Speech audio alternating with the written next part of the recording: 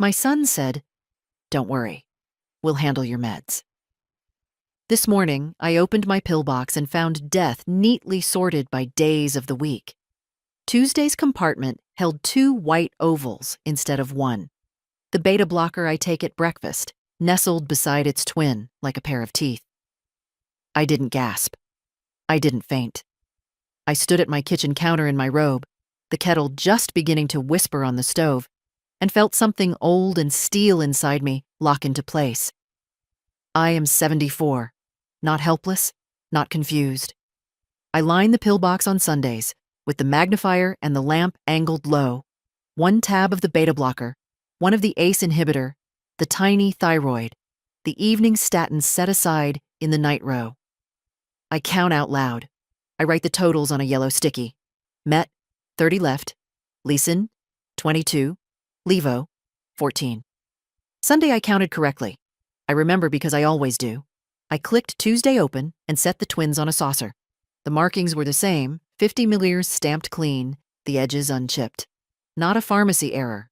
My refills come blister packed, and the leftover bottle in the drawer was still sealed with its perforated ring intact. A second saucer for Wednesday. 1 tablet only, as it should be. Thursday, 2 again. Friday, 1. Saturday, 2. A pattern. Not clumsy, not random. The kettle went from whisper to low moan. I moved it off the burner and left it there. Tea could wait. I took my phone and photographed the saucers with the morning light sliding across them, then the open pillbox, then the sealed bottle with its lot number sharp as a confession. I printed the photos on my little wireless printer and slid the warm paper into a manila envelope labeled House Insurance.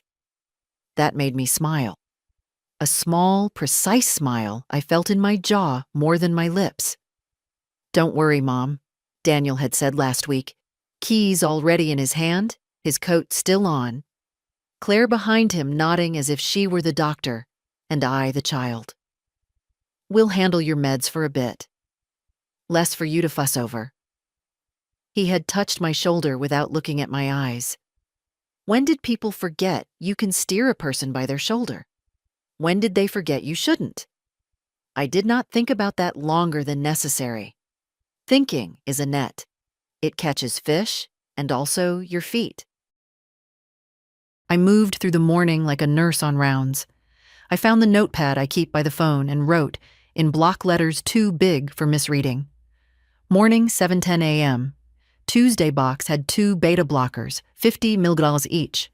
Removed extras to saucer. Photos taken. I signed it. I dated it. People our age know. Paper with ink still matters. I made tea then, strong and plain. I sat and sipped and let my hands be still while my mind walked the kitchen. The drawer where the pillbox lives slides easily. The runner sticks a little near the end unless you lift with a thumb. The chair by the window creaks when you turn to reach the top shelf. The back door hinges squeal unless you push it all the way open. Every sound in this house has a name. I listened for the shape of whoever had been here, in the silence they'd left behind. I took out the trash log I keep for the city schedule and looked at the dates. Claire was here yesterday afternoon to drop off soup. She had set the container on the counter, lifted the lid to show me the steam, then insisted on putting it in the fridge herself. "You sit," she'd said, voice bright as lemon. I had sat. I had watched her move, tidy, arrange, adjust, like air traffic control, like ownership. I had thanked her because I am polite even when my neck prickles. I rinsed the saucers and dried them and slid the extra tablets into a small, clear snack bag I labeled with today's date. Then I did something that felt both petty and necessary. I took a long strip of transparent tape and laid it over the edges of each pillbox compartment, slicing it with the tip of a paring knife so that the flap still opened, but would show if lifted by a hand less careful than mine.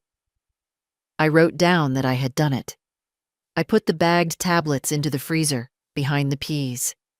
People who tamper with things do not look behind peas. At 9, I called the pharmacy. "Mrs. Winslow?" the pharmacist said, after the beep-bop of the hold music. "Yes, Margaret. Your dose is 150 milliliters each morning. Single tablet only." She paused. "Everything all right?" I could hear the carefulness, the training. "Yes," I said. "I'm confirming." She asked if I wanted an adherence pack delivered. I said no, thank you. I want the feeling of the tablet in my own palm. I want the sound of it clacking against china. There are small sovereignties we can still insist on. The clock over the stove thunked once as it settled into the half hour. A truck rumbled by, then silence again, thick as cloth. I washed my cup. I wiped the counter, slow, deliberate strokes that made the laminate shine. Then I opened the pillbox and took exactly what I was prescribed. 1. I held it on my tongue, tasted the chalk, and thought of how easily chalk can be doubled and called help. I did not call Daniel. I did not call Claire. The first call I made was to my doctor's office. I asked for a printout of my active medication list and the notes from my last visit. "For my records," I said. The second call I made was to a locksmith. "Front door, back door, garage," I told him. "Today, if you can." He could. "Bring 2 extra copies." The third call. I didn't place yet. I wrote the number on a fresh index card and laid it by the phone, face down. The way you lay down a card, you know you'll have to turn. I dressed. Navy slacks, the soft sweater Lily gave me last Christmas, the one with the sleeves that don't ride up when you reach for the top shelf. I tied my hair back. I put my insurance card, my ID, and the photos into my handbag. I slipped the pillbox in too, tapes intact, lids closed, everything quiet as if nothing had ever happened here. By 10, I had my coat on and my keys in my hand. The house felt different, like a stage set after the audience has left and the lights are up, scuffs showing where the dancers turned. I locked the door, heard the new certainty in the tumblers, and stood on the porch a moment to let the winter air clear my head. I am not afraid, I told myself, and found that I believed it. On the sidewalk, a boy on a scooter skated past, his wheels rattling over the seam where my driveway meets the street. He waved like children do, with his whole arm. I waved back, and my hand felt steady, and my heart kept its honest rhythm under my sweater as I went to do what needed to be done. I straightened the folds of my navy blue dress, smoothing out invisible wrinkles. At 77, I no longer chased fashion, but I still liked to look neat, especially when my son invited me for dinner. He'd said there would be a special announcement. But instead of his voice greeting me at the door, my phone lit up with a message. "Mom, I'm sorry, we can't make it tonight. Marissa's hosting her co-workers instead. We'll reschedule." Before I could even put the phone down, another text came. "You weren't invited. My wife doesn't want you there." My own son, using his name, his number. I sank into my chair, clutching the phone as if letting go would make the truth vanish. All around me, the living room was filled with proof of years gone by. Photographs of golden anniversaries, fishing trips, graduations. I'd given Garrett everything I could, a down payment on their house, a new car, private school for his son. Every check I'd written had felt like the right thing to do. Now, those years seemed like a ledger of my own foolishness. I went to my desk and pulled the folder labeled Garrett. Inside, $20,000 for a failed business, course fees for Marissa, repairs for their roof, Toby's car insurance. 174 separate payments and transfers, each one a little piece of myself. I called the bank. My voice didn't shake. "I want to suspend all automatic payments immediately and revoke my son's power of attorney." By the time the banker confirmed it, I felt lighter than I had in years. Garrett's calls buzzed and blinked across my screen, but I ignored them. Instead, I poured myself a cup of tea, sat in the quiet, and thought. For once, I had done something not for my son, not for his family, but for me. Under the pale morning light, my kitchen looked exactly the same as it had yesterday. Orderly, tidy, smelling faintly of chamomile tea. But I knew better. Something had shifted. I sat at the table with my glasses on, the manila envelope in front of me. Inside were the photographs I'd taken of the pillbox, with its doubled doses, the sealed medication bottle, the snack bag in the freezer labeled with yesterday's date. Beside it was a second envelope, thinner, with a printout of my active medication list from the doctor. I ran my fingers over both like a gambler deciding which card to play first. I didn't have to wait long. At 9:17, my phone rang. "Morning, Mom." Daniel's voice was warm, falsely casual. "Claire and I were thinking.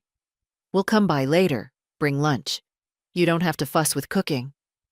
I could picture him, leaning against the kitchen counter at his house, phone in one hand, coffee in the other, already planning how to get into my drawers without me noticing. "That's thoughtful," I said evenly. "Come at noon. I'll make tea." When the line went dead, I opened my handbag and slipped in both envelopes.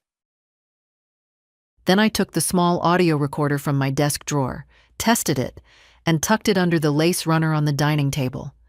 I'd bought it years ago to record my own recipes. Today, it had a different purpose. By noon sharp, Daniel was at the door with a white paper bag from the deli. Claire followed, smiling too brightly, a bouquet of cheap carnations in her hand. "Hi, Mom," she sang, brushing my cheek with a kiss that didn't land. "We thought you could use some company."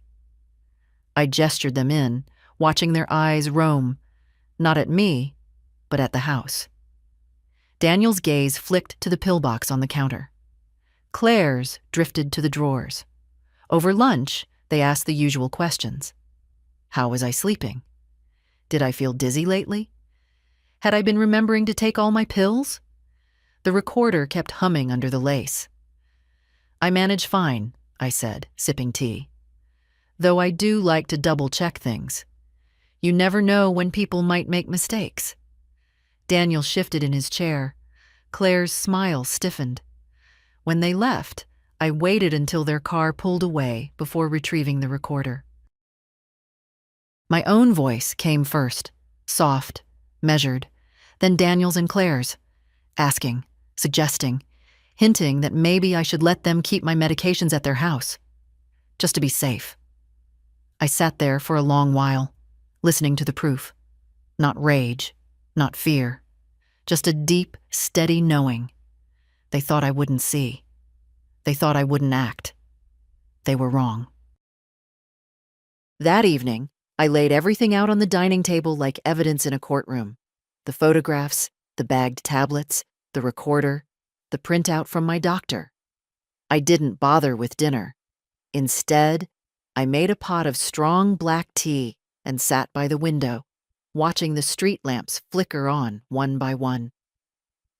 Across the road, the neighbors' grandchildren chased each other up and down the driveway, their laughter rising into the cool air.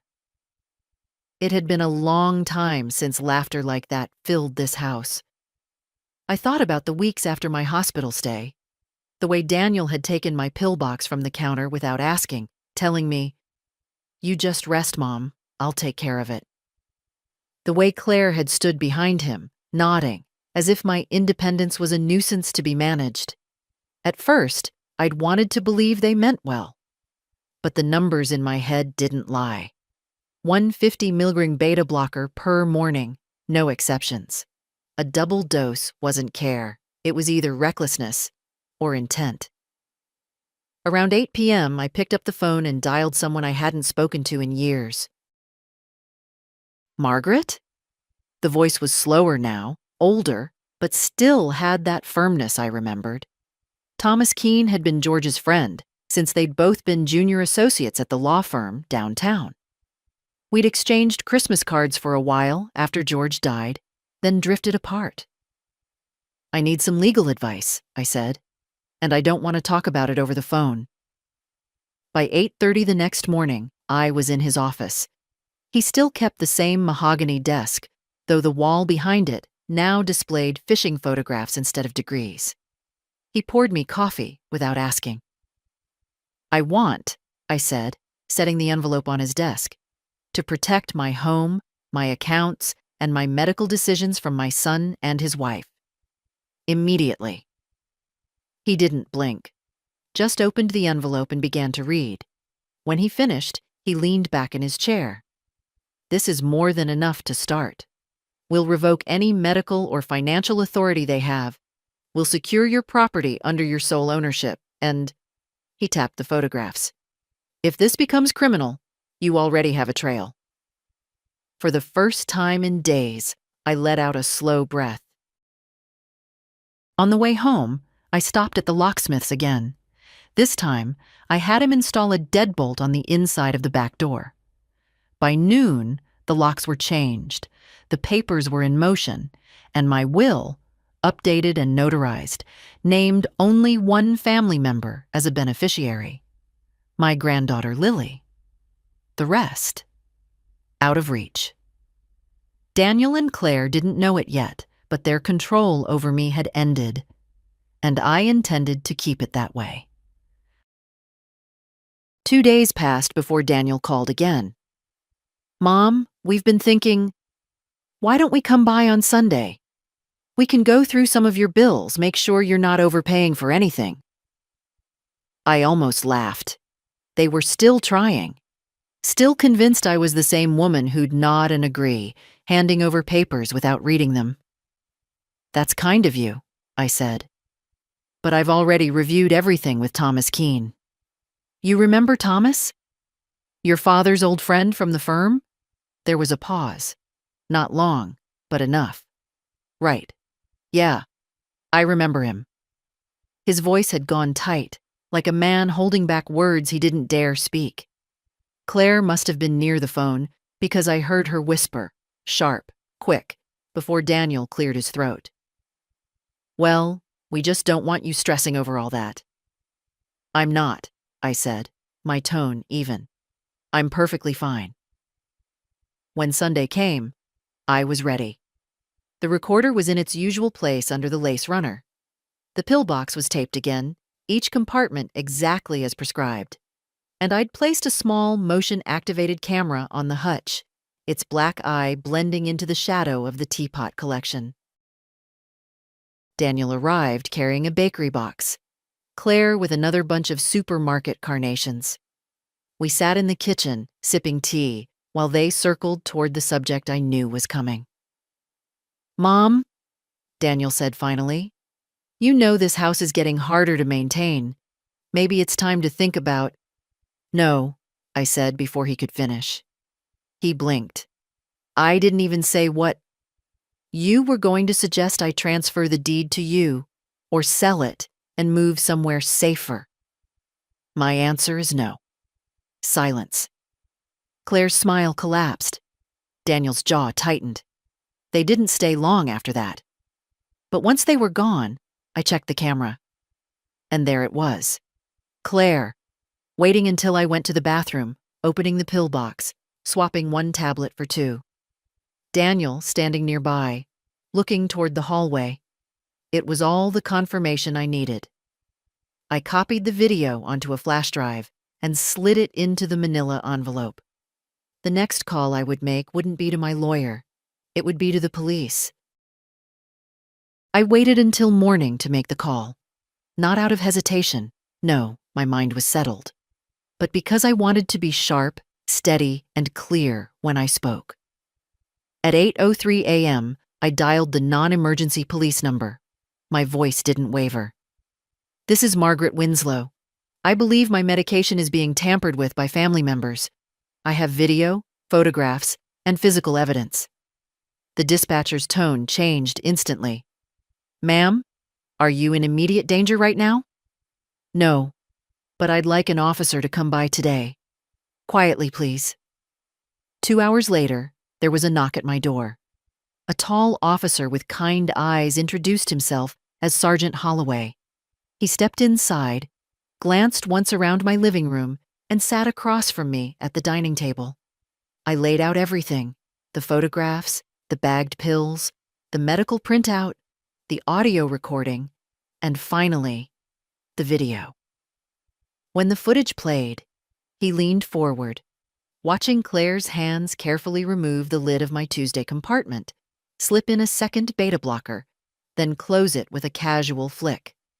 Daniel's shape hovered in the background, glancing toward the hall. "This," Holloway said when it ended, "isn't just suspicious, it's criminal." He asked if I wanted to press charges. I told him I did. But I also wanted something else, something quieter, more enduring: restraining orders, full documentation, a record that couldn't be erased or argued away. Before he left, he assured me the pills would be sent for analysis, the video and photos logged as evidence, and he gave me a card with his direct number. "If they come to your door unexpectedly, you call me, no matter the hour." After he was gone, I stood at the window, watching his patrol car disappear down the street. For the first time in months, I felt the house was mine again. Not just the bricks and mortar, but the air inside, the rooms, the quiet. Daniel and Claire would learn soon enough that I wasn't the woman they thought I was. And when they did, it wouldn't be a private family matter. It would be on the record. By Thursday, the weight of my decision had settled into a kind of calm. I'd half expected to feel rattled. After all, calling the police on your own son is not something most mothers ever imagine doing. But instead, there was a steadiness in me, like closing a door and knowing it would never open again. That morning, I took my time making tea, slicing a piece of the rye bread I'd baked the day before. I moved around my kitchen without the usual undercurrent of vigilance. No more glancing at the pillbox every few minutes. No more catching myself listening for footsteps behind me. At 10:14, my phone rang. Daniel. I let it buzz twice before answering. "Hello? Mom?" His tone was carefully casual, but there was a tightness underneath. "We've been trying to reach you. Claire's worried. She says you've been acting different." "I've been busy," I said. "With what?" "Paperwork, appointments, the usual." There was a pause. I could hear the faint murmur of Claire's voice in the background, then Daniel again. "We want to come by later, just to check in." I almost smiled. "No, thank you." "Mom?" I said no. The silence on the line was heavy, his next words lower, almost sharp. "You're making this harder than it needs to be." "Harder for who?" I asked, my voice level. Before he could answer, I hung up. I sat there for a moment, holding the phone, letting the quiet of the room wrap around me. At 2:30, Sergeant Holloway called. The lab had confirmed the extra pills were identical in dosage and type to my prescription. But doubling that dose could have caused my blood pressure to drop dangerously low. It was, in his words, a clear and deliberate act that could have resulted in serious harm or death. They'd be moving forward with questioning Daniel and Claire. When I ended the call, I walked to the front door and looked out over the street. It was bright for February, the kind of day when light catches on every small thing. The frost melting off car roofs, the glitter of broken glass from a bottle someone had dropped near the curb. At 4 o'clock, a different knock came. Slower, harder. I knew before I opened it who it would be. Daniel stood there, his shoulders tight, his eyes too bright. Claire was behind him, arms folded, lips pressed into a thin line. "We need to talk," he said. "No," I answered. You need to leave. Mom, don't do this. His voice was low, urgent. You don't understand. I understand perfectly, I said, keeping my hand on the doorknob. And so do the police. The shift in his face was quick. First shock, then something colder. Claire stepped forward, her voice cutting in. You'd go to strangers instead of talking to your own family? After everything we've done for you? I thought of the video, the photographs, the pills in my freezer. I thought of my husband's handwriting on the old deed to this house, the weight of the keys in my pocket. Yes, I said simply. That's exactly what I'd do. I closed the door before they could answer. Their voices rose on the other side, muffled, then faded as footsteps retreated down the path. I stood there, palm resting on the cool wood, breathing slowly. There was a time when I would have opened that door again, called after them, tried to fix what was broken, but that time was gone. In the kitchen, the pillbox sat in its place, untouched. I made another cup of tea, the steam curling upward in the quiet, and thought, not for the first time, how peace isn't always soft.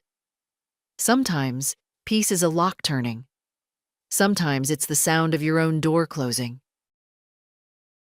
The next morning, I woke before the alarm, the room still dim with the gray light that comes before dawn. I lay there a moment, listening to the quiet hum of the radiator, feeling the weight of the blanket, and realized something I hadn't felt in years. My body was at ease. After breakfast, I sat at the dining table with my notebook. I began listing the things that still needed doing. Contact the utility companies to ensure accounts were in my name only. Notify my doctor's office that Daniel and Claire were no longer authorized for any medical information. Arrange for a safety deposit box at the bank for important documents and the evidence I'd gathered. By 9 o'clock, I was downtown, walking into the bank with my handbag tucked close. The teller recognized me and waved me toward a side office. Inside, I met with Mrs. Keating, the branch manager, who helped me secure the box. We placed the photographs, video copies, and pill samples inside, along with my will and the updated deed to the house. The lock clicked shut with a sound that felt final. On my way home, I stopped at the market. The cashier, a boy barely old enough to shave, greeted me with a cheerful, "Good morning, Mrs. Winslow." I found myself smiling back. Really smiling, not the polite mask I'd worn for so long. At home, I brewed tea and settled into the armchair by the window. The street outside was quiet except for the mailman making his rounds. When he reached my door, he slipped an envelope through the slot. With handwriting I recognized immediately. Claire's. I opened it carefully. Inside was a single sheet of paper with a short, looping message. "We can make this right. Just talk to us." I set it aside without answering. I had already spoken in the clearest language possible. Legal documents, police reports, locks changed. Words were easy. Action was harder. That evening, as the sun slid low, Sergeant Holloway called again. Daniel and Claire had been interviewed. They'd denied everything, of course, but the evidence was solid. There would be a formal investigation, and I would be kept informed every step of the way. After we hung up, I stood at the kitchen sink, rinsing my teacup. The window over the sink reflected my face in the fading light, older, lined, but steady. For the first time in years, I knew exactly where I stood, and I intended to stay there. On Sunday morning, I decided to do something I hadn't done in months. I baked. The smell of cinnamon and apples filled the kitchen, the oven humming warmly as the light rain tapped against the window. I wasn't baking for anyone in particular, just myself. That was the point. While the pie cooled, I sat at the table with the small black camera in my hands. The footage from that day was already copied and locked away in the bank, but I still kept the original card here, hidden in a plain envelope marked tax receipts. Old habits die hard. At 11:06, the doorbell rang. I knew that rhythm. 2 short presses, a pause, then 1 longer one. Daniel. I didn't move. I let him press it again, harder this time, before his voice came through the wood. "Mom, it's me. I just want to talk." I took my time walking to the door. I didn't open it.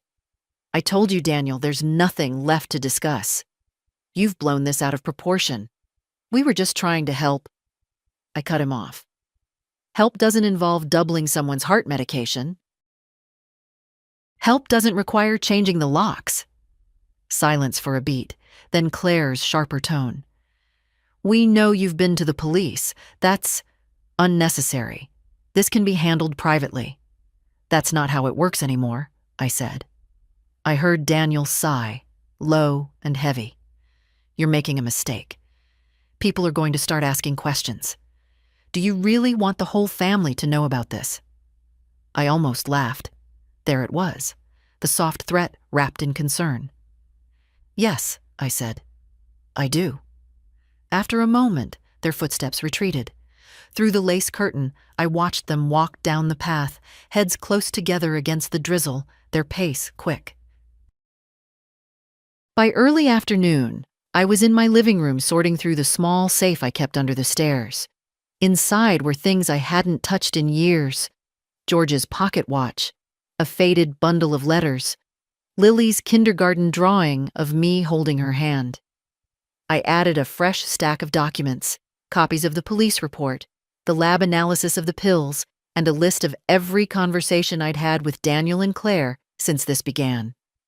At 3:45, the phone rang. It was Lily. "Grandma, Dad says you're mad at him. Did he do something wrong?" I closed my eyes for a moment, steadying myself. "Lily, your father and I just have some things to work out. Nothing for you to worry about. How's school?"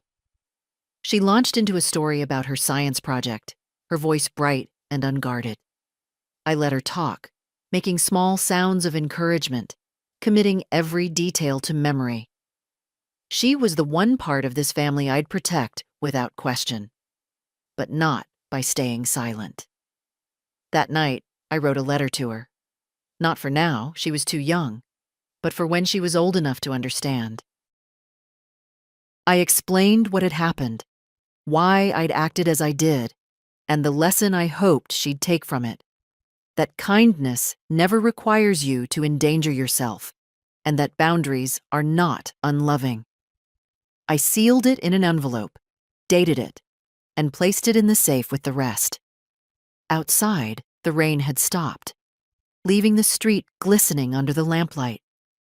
My reflection in the darkened window looked almost unfamiliar. Not because I seemed older, but because I seemed certain.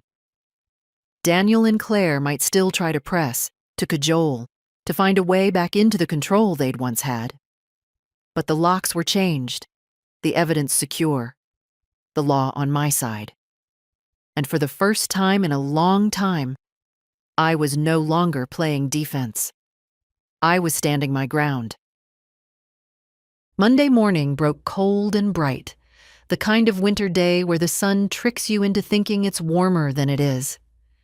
I wrapped myself in my wool coat and set out early, carrying a small tote bag with the weight of purpose inside it. The police station was quieter than I expected. A young officer at the front desk recognized my name and waved me through to an interview room. Sergeant Holloway was already there, a stack of papers and a laptop open in front of him. "Mrs. Winslow," he said warmly, standing to pull out a chair. "Thank you for coming in. I wanted to go over the next steps." I set the tote bag on the table and began unpacking. My latest set of photographs, a fresh copy of the camera footage, and a printed timeline I'd been updating daily. "You're thorough," he said, looking genuinely impressed. "I've had to be," I replied. "People assume older women don't notice things, or that we can't keep track. They're wrong on both counts." He smiled faintly, then grew serious. "We'll be issuing formal notices to your son and daughter-in-law this week. They'll be told not to contact you, not to come to your home, and not to interfere with your medical care. If they violate any of that, you call me immediately." I nodded. "And the criminal side?" "Still in motion. The lab results were strong, but we're also reviewing the recordings with the prosecutor. It's not a quick process, but the evidence is solid." When we were finished, he walked me to the door. "You're doing the right thing," he said quietly.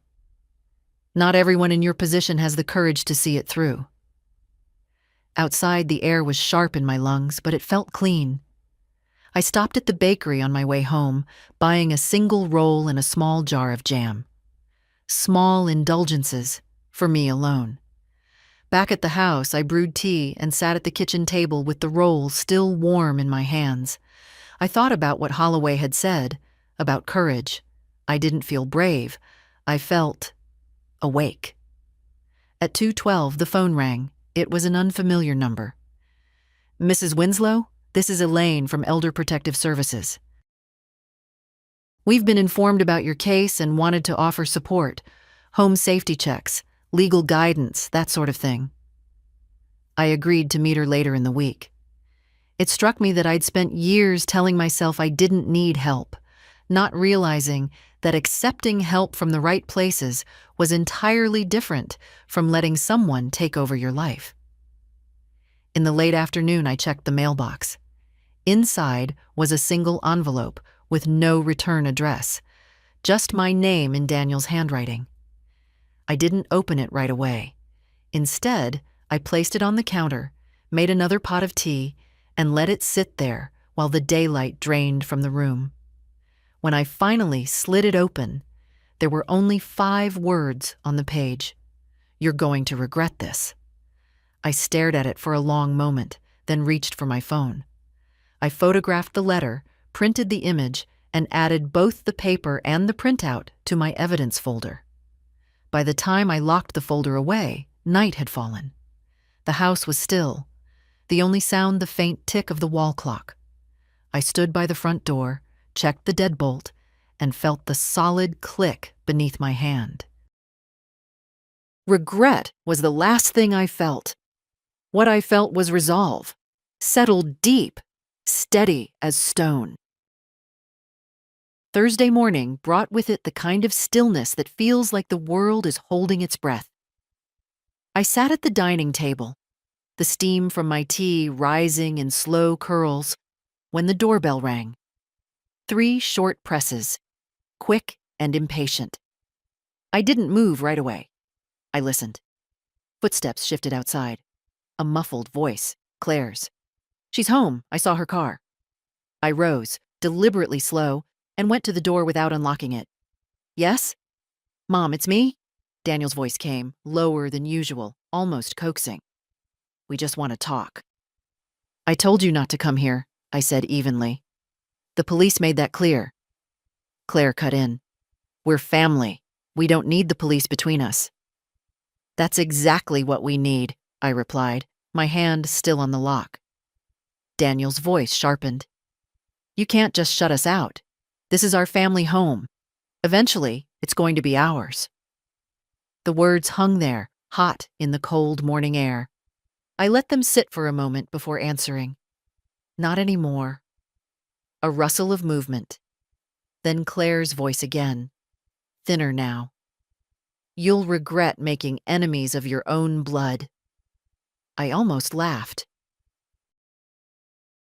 "You made that choice, not me." I stepped back from the door, refusing to say another word. They stood there a moment longer, muttering to each other. Then I heard the crunch of their footsteps on the frosted path. I didn't watch them leave. After they were gone, I called Sergeant Holloway. "They were here," I said simply. "I'll file the violation," he replied. "If they show up again, we can move for immediate enforcement. Keep your camera ready." I spent the rest of the morning going through drawers and cabinets, checking for anything I might have overlooked. documents, spare keys, old bank statements. In the back of a kitchen drawer, I found a single brass key wrapped in paper. George's handwriting, garage. I walked out to the detached garage, the cold air biting at my face. Inside, under a dusty tarp, was the oak trunk George and I had brought back from our honeymoon in Maine. It was heavy, but I managed to drag it into the light. The lock still worked. Inside were keepsakes. George's service medals, Lily's baby clothes, photographs yellowed with age. Beneath those, a slim folder I didn't remember seeing before. When I opened it, I found copies of our original deed, old insurance policies, and a letter George had written but never given me. In it, he'd written, "If anything happens to me, make sure you keep the house in your name. Don't let anyone talk you out of it, not even family, especially not family." I sat there for a long time, the letter trembling in my hands. George had known, even then. Back inside, I added the letter to my safe, right on top of the evidence folder. That night, I lit the fire in the hearth for the first time in months. The crackle of the wood filled the room as I sat with my tea, George's words echoing in my mind. They would try again, of that I had no doubt. But now I had his voice, steady and certain, alongside my own, and I would not be moved. Saturday began with a brittle, cloudless cold that made every sound outside ring sharper. I was finishing my second cup of tea when the phone rang, Sergeant Holloway's number.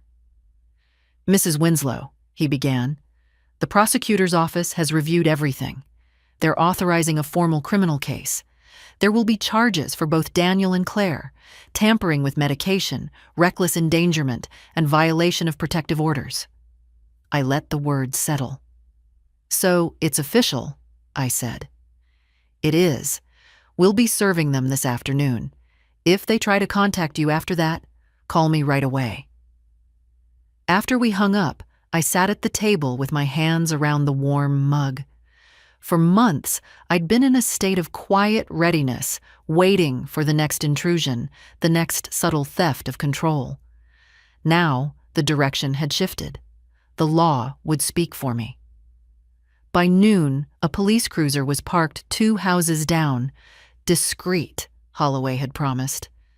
I went about my day, laundry, dusting the shelves, putting away groceries, but every so often I'd glance out the window and see that dark blue car still there. Watching. At 3:17, the sound of tires on gravel. Daniel's SUV. I moved to the window but stayed out of sight. He and Claire stepped out, their faces tight, scanning the street. They didn't make it to my path before 2 officers approached them from the curb. I couldn't hear the words, but I saw the papers handed over, saw Daniel's jaw set like stone, Claire's arms crossed tightly over her chest. For a moment, I thought Daniel might look toward my window. He didn't. They turned, got back into the SUV, and drove away without so much as a glance at the house. Only when the cruiser pulled away half an hour later did I realize I'd been holding my breath. That evening, I sorted through the safe again. I added the day's date to my written log and noted, "Charges filed. Protective order served." The discipline of keeping records had become more than a habit. It was a shield. After dinner, I called Lily. Her voice was a balm, light and warm, telling me about her school play and the role she'd been cast in. We didn't talk about her father. We didn't need to. There are conversations you postpone not out of fear, but out of love for the listener's peace. When the call ended, I stood for a long time at the front door, looking out over the street under the yellow wash of the lamplight. Somewhere out there, Daniel and Claire were stewing in whatever story they'd chosen to tell themselves about me. I didn't care to know the details. What mattered was this. The front door was locked. The house was warm. My medicine sat on the counter, untouched except by my own hands. Before bed, I wrote a short note to myself on a scrap of paper and pinned it to the corkboard in the kitchen. Your life is yours. Keep it that way. It wasn't for inspiration. It was a reminder, a statement of fact. And as I turned out the lights and walked through the quiet rooms, I realized that for the first time in a long while, I wasn't bracing for anything. I was simply living. The following Tuesday began like any other. Tea, the rustle of the newspaper, the quiet hum of the radiator. But by mid-morning, the air in the house shifted. It was the knock. Slow, deliberate, and far too familiar. I rose, my slippers soundless on the hardwood, and peered through the side curtain. Two plainclothes officers stood on the porch, their jackets marked only by the small shields clipped to their belts. Between them, Daniel and Claire. I opened the door only as far as the chain allowed. "Mrs. Winslow," one officer said politely, "we're here to collect a few additional items for evidence. Mr. and Mrs. Porter will remain outside." I unlatched the chain and stepped back. Daniel's eyes flicked past me into the house, but I didn't meet them. Claire looked away altogether, her lips pressed thin. The officers moved efficiently, photographing the pillbox on the counter, the freezer with its small bag of dated tablets, the tape on each compartment lid. I handed them the latest log entries and the printouts from my doctor's office. While they worked, I stood at the kitchen sink, my hands loosely folded, listening to the muffled conversation outside. Daniel's voice was low, clipped. Claire's had that sharp edge I'd heard so many times when she thought she was losing control. When the officers finished, they thanked me and left. I stayed at the window long enough to see Daniel glance back once, not at me, but at the house itself, before getting into the car. The rest of the day passed quietly. I made soup, read a few chapters of an old mystery novel, and wrote in my journal. But that evening, as I was locking the front door, I saw something pale tucked into the side of the storm door frame, a folded piece of lined paper. No envelope. I carried it to the table, unfolded it, and read, "You've turned everyone against us. Hope you're happy." The handwriting was Claire's. I didn't feel anger. What I felt was a deep, almost physical weariness, not for myself, but for the smallness of the world they'd chosen to live in. A world where care was a tool, where control masqueraded as love. I photographed the note, slipped it into a plastic sleeve, and logged it with the date and time. It joined the rest of the evidence in the safe. Later, over tea, I thought about what everyone meant to her. Maybe the neighbors who'd stopped waving at them. Maybe the relatives who'd begun calling me instead of them. Or maybe it was just the two of them, realizing that for once, the story wasn't entirely theirs to tell. Before bed, I stood in the doorway of the spare room that Lily sometimes used when she stayed over. The quilt was folded neatly at the foot of the bed, the small lamp waiting to be switched on. It gave me a quiet sort of comfort, knowing the space was ready, just in case she ever needed it. When I turned out the light, I passed the corkboard in the kitchen. My note from the other night still hung there. Your life is yours. Keep it that way. I touched it with my fingertips before heading to bed, the words steadying me like the railing on a staircase. Whatever Daniel and Claire thought they'd lost, I knew exactly what I had gained, and I intended to keep it. Friday arrived with a thin frost coating the lawn, sparkling under a weak sun. I moved slowly through the morning, letting myself enjoy the simple rhythm. Tea, toast, the soft creak of the old floorboards as I crossed from room to room. Around 11, the phone rang. It was Elaine from Elder Protective Services. "Mrs. Winslow, I wanted to let you know your protective order has been extended for a full year," she said. "And the prosecutor will be seeking a no-contact provision as part of the criminal case." "Good," I replied. "That should make things clear." "Also," she added, "if you'd like, we can arrange a safety inspection of your home, just to make sure everything's secure." I hesitated only a moment. "Yes, I'd like that." By mid-afternoon, 2 representatives were at my door.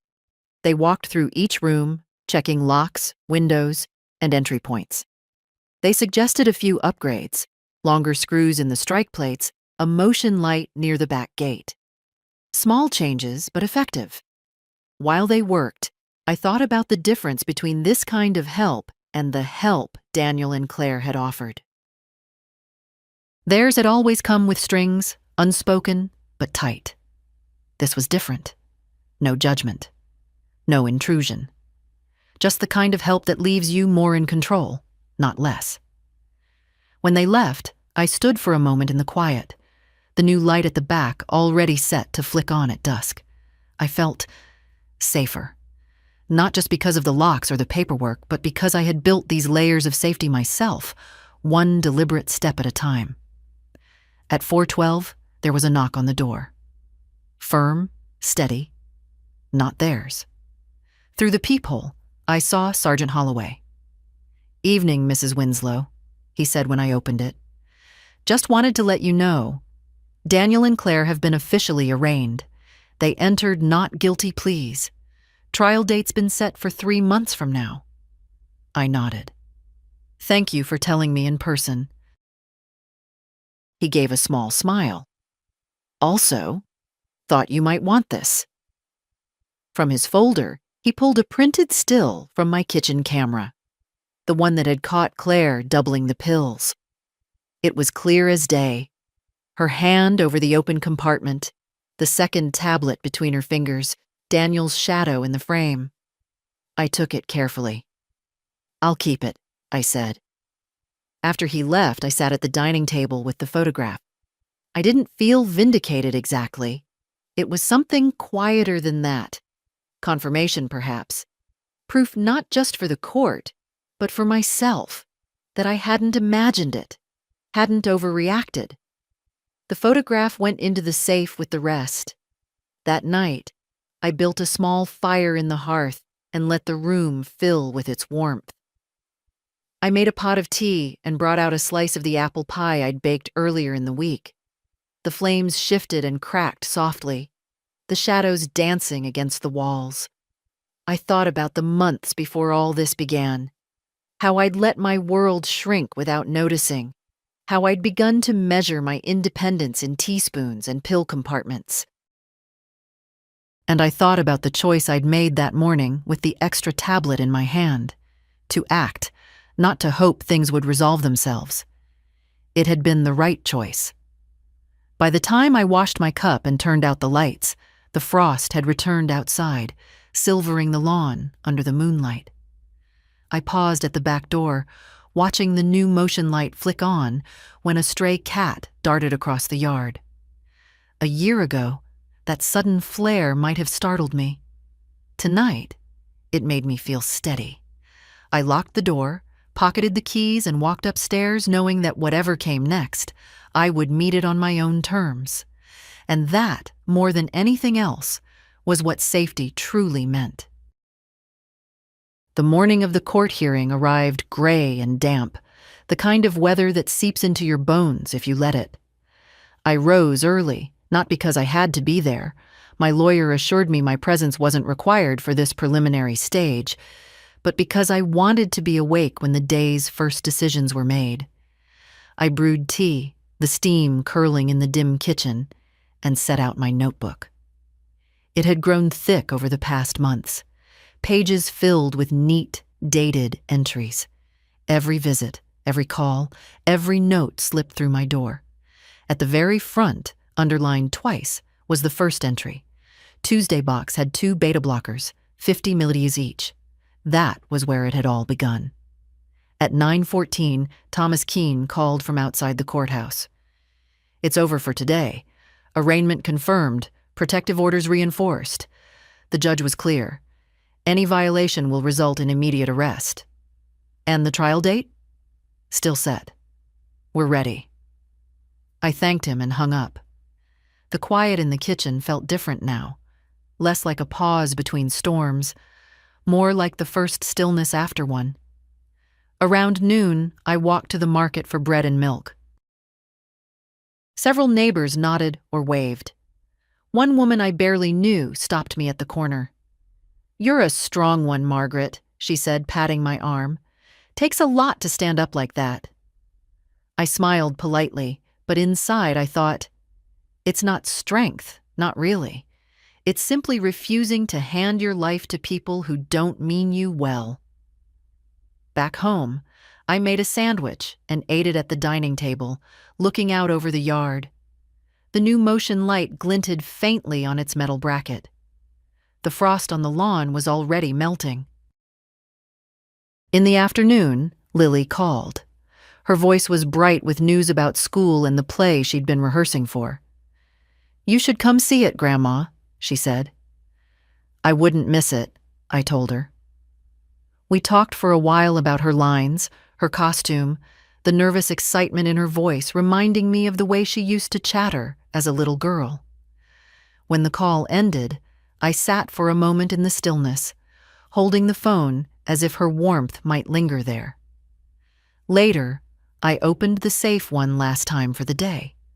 The photograph of Claire with the pill in her fingers lay on top, next to George's letter. I read his words again. "Don't let anyone talk you out of it, especially not family," and felt the same steady certainty I'd carried since that morning in the kitchen when the kettle first began to whisper. As dusk fell, I pinned a new note to the corkboard in the kitchen, just below the first. "You acted. You endured. You won't forget." The first was a reminder. The second, a record. When night came, I moved through the house, locking each door, checking each window. The small rituals of safety no longer felt like fear. They felt like ownership. I poured one last cup of tea, the kind George used to drink in the evenings, and sat by the fire. Outside, the frost was forming again, silver under the lamplight. Inside, the house was warm, the air still, the keys heavy in my pocket. I thought of the months behind me, the slow narrowing of my world, the moment I noticed, the choice to resist, and the steady climb back into the full possession of my own life. If there was a lesson in it, it was this. Help is not control. Silence is not peace. And love is not proven by what you're willing to lose for it. Some things you hold on to, no matter who tries to take them. The fire crackled softly, the tea cooling in my hands. I didn't need to look at the locked doors to know they were there, and I didn't need anyone else's permission to feel safe in my own home.